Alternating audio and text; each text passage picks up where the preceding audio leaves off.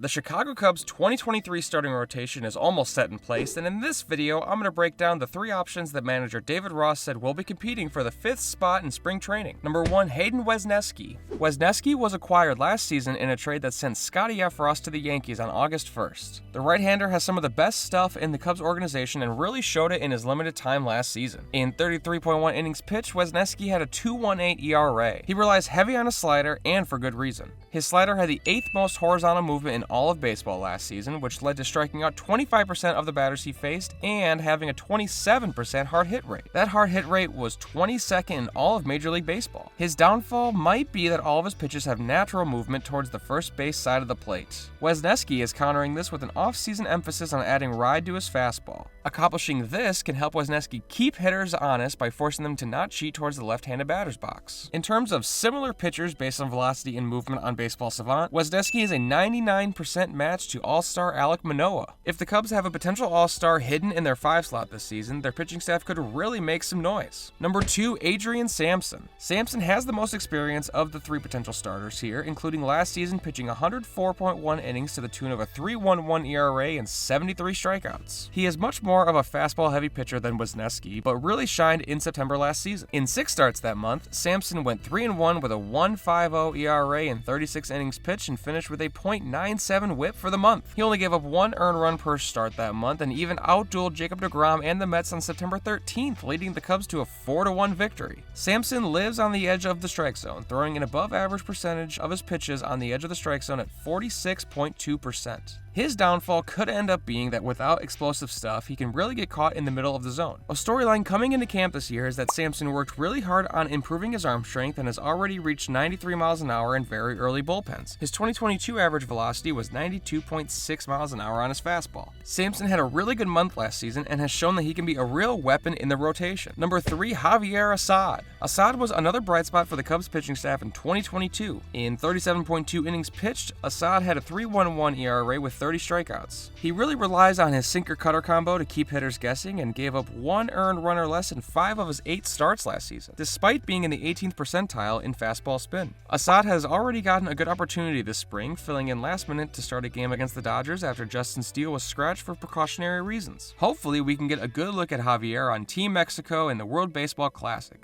And that's it, guys. Who do you think will be the Cubs' 5th starter this season? If you think it's one of the 3 guys that I mentioned or even a guy that I didn't mention, let me know in the comments below. If you've made it this far, please hit that subscribe button. It really helps me out and shows me that you like more of these videos. Thank you for watching.